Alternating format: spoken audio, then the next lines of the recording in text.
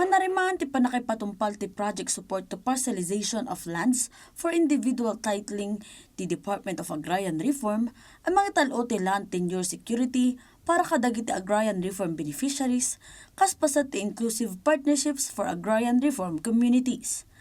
Kadwa ti ahensya ti World Bank anang sukimat iti umuna a commodity cluster farm iti rehiyon no sa dinno ditoy ana-assess ti readiness dagiti mannalon a benepisyaryo.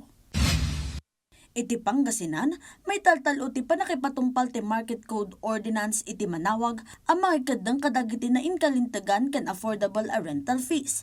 Nalawag a kontrata iti panagpaabang kan naingat a panakipatumpal dagiti paganurutan para iti patas a panagtagilako. Mandato ti ordinansa ti kaadda ti timbangan ng bayan amang salaknib kadagiti consumer. Ti panakaypari ti panagtagikwa ti duawan no adupay a pwesto babaan iti maysa a tao. Kan ti mandatory a pananggod o iti business permit dagiti amin nga agnignegosyo iti unog ti merkado. Iti Ilocos Norte, may sa rice farming village iti Suyo, Lawag City, ti mapapaduras kas agrotourism flower farm, ang mabalin ang makaalukoy kadagiti turista, ang makapataod iti kanayunan a pamasterkan para kadagiti umili. Nayuswat iti barangay 30 Suyo tinasao nga agrotourism flower farm, asi dagiti village hall, no sa dinno andaan iti 10 a minuto a travel time, manipod iti sentro ti Lawag. Ti pagpasyaran ket binukal dagiti village officials ken volunteers.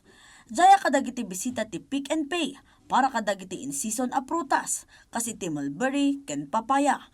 Agraman dagiti na duma-duma a lowland vegetables.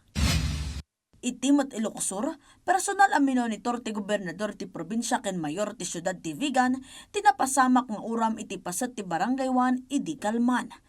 Dagos namat a sinukimat ti sitwasyon iti nasao a lugar.